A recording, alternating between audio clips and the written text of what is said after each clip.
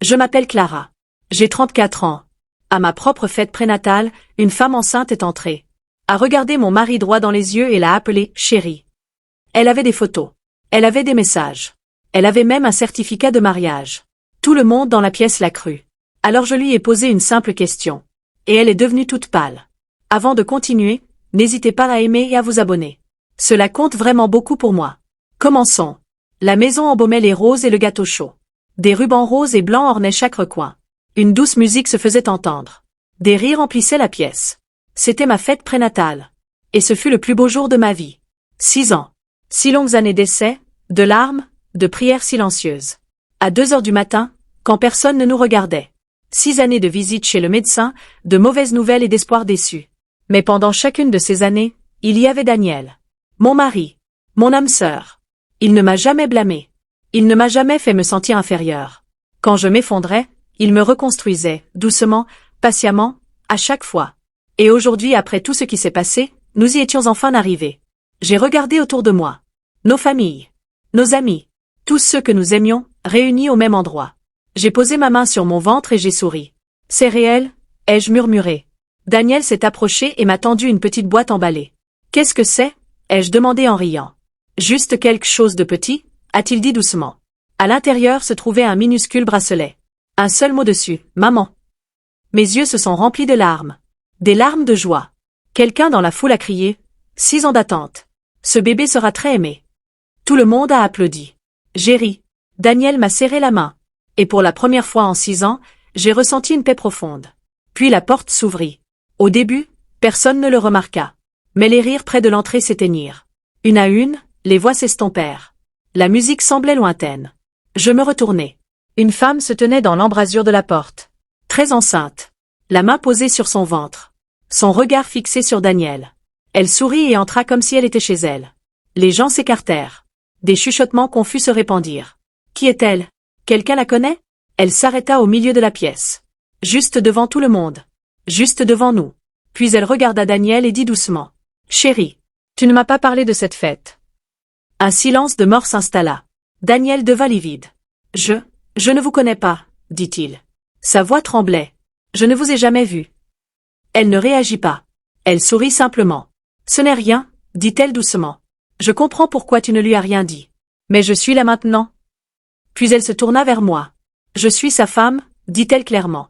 Nous sommes mariés depuis 2 ans. Et je suis enceinte de 7 mois, de son enfant. Des exclamations de surprise. Partout. Elle ouvrit son sac, lentement, calmement. Et en sortit des photos. Des photos d'elle et de Daniel ensemble. Souriant. Proches. Puis des messages imprimés. Des mots d'amour.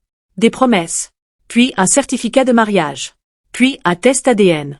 Cela confirme qu'il est le père, dit-elle. La salle explosa de rire. Comment as-tu pu? Quitte-le, Clara. Honte à toi. On désigna Daniel du doigt. On le blâma. On le mit au crible.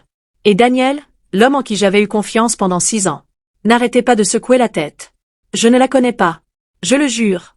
Je n'ai jamais vu cette femme. Mais les preuves. Les preuves étaient partout. Pendant près de 10 minutes, cela dura ainsi. Elle présentait ses preuves. Lui, il y est. L'assemblée prenait parti. Et moi, prise au milieu, je m'effondrais. Et puis, un souvenir me revint. Pas un instant précis. Une sensation. Il y a des années, au tout début de notre mariage, nous étions assis ensemble sur notre balcon, un soir. Il tenait mes 2 mains et me regardait. Quoi qu'il arrive, dit-il doucement. Quelle que soit la situation, nous ne nous quitterons pas. Sa main se serra.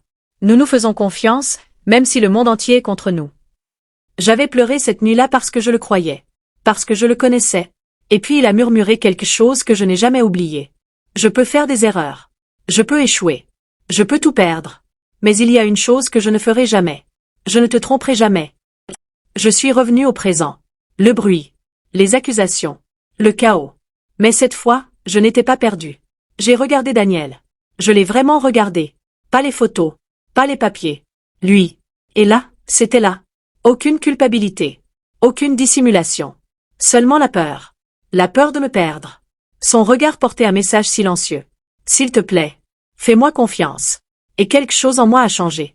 La douleur n'a pas disparu. Mais elle s'est transformée en autre chose. La force. J'essuyai mes larmes. Je pris une lente inspiration.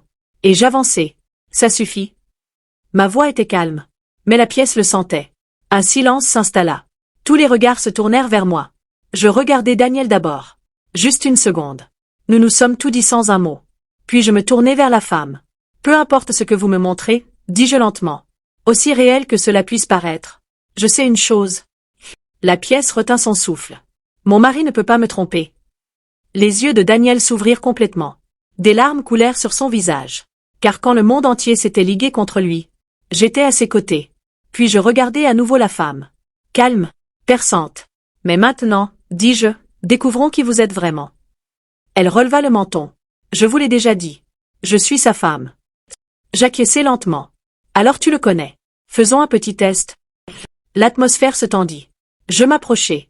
Tu as dit que tu étais avec lui depuis 2 ans. Alors tu sais tout de lui. Elle acquiesça rapidement. Bien sûr. Bien, dis-je doucement. Dis-moi une chose. Quel est le rêve qui donne sang à sa vie? Le souhait qu'il nourrit chaque jour. Elle cligna des yeux. Quelle question? Une femme sait, dis-je en l'interrompant gentiment. Ce qui compte le plus. Elle esquissa un sourire. Il veut réussir. Être riche. Célèbre. C'est son rêve. Et je ris. Pas fort. Juste assez. Parce que Daniel n'avait jamais accordé d'importance à l'argent ni à la célébrité. Son seul rêve, celui dont il parlait depuis le jour où je l'ai rencontré, était de construire une petite maison près des montagnes. Et de vivre paisiblement avec sa famille.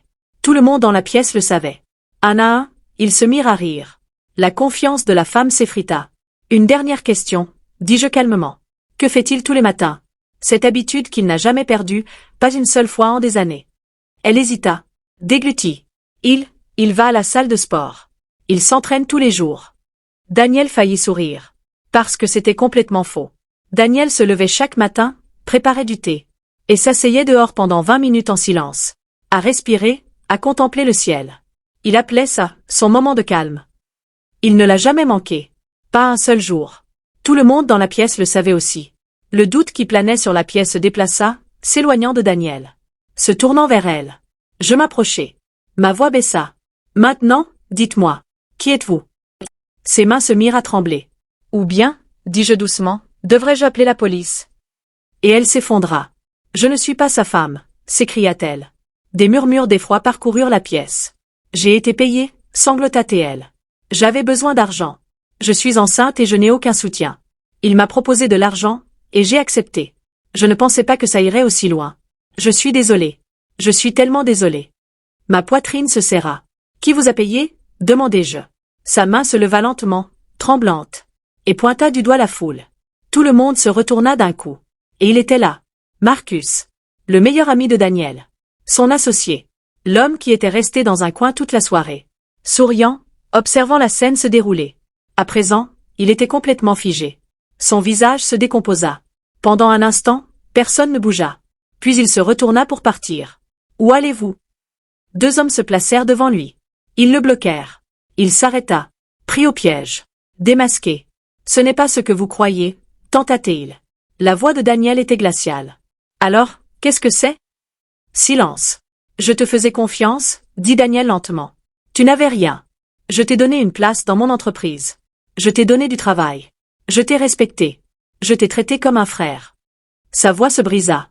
Et voilà ce que tu as fait. Marcus resta silencieux un long moment. Puis soudain, l'amertume l'envahit. Tu avais tout, hurla-t-il. Le mariage parfait. Le bébé. La réussite. La vie dont tout le monde rêvait. Et moi, je n'avais rien. Alors oui, je voulais te prendre tout ça. Je voulais que tu perdes tout. Un silence suffocant s'abattit sur la pièce. Puis, un à un, les gens s'éloignèrent de Marcus. Personne ne resta près de lui. Faites-le sortir, dit quelqu'un. Et aussitôt, il fut emmené. Il hurlait. Il se débattait. Il avait disparu. Sans dignité. Sans respect. Avec pour seul bagage la honte. La pièce reprit lentement vie. Les gens s'excusèrent. Ils avaient l'air honteux. Mais je n'en avais cure. Je regardais Daniel. Il s'approcha lentement de moi, les yeux humides, les épaules lourdes. Je suis désolé, murmura-t-il. Je suis désolé que tu aies dû traverser ça. Tu n'as rien fait de mal, ai-je dit. Sa voix s'est brisée. Aujourd'hui, si je suis encore là, c'est grâce à toi. Quand le monde entier me blâmait, tu m'as cru.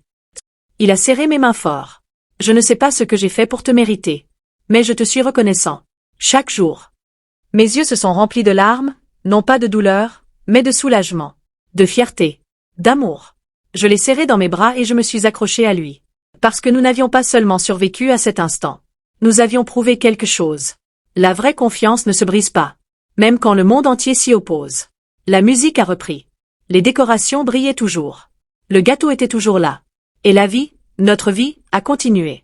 Parce que certaines tempêtes ne vous détruisent pas. Elles vous montrent exactement qui est là pour vous. Si cette histoire vous a touché, aimez et abonnez-vous. Partagez ceci avec quelqu'un qui connaît la valeur de la confiance véritable.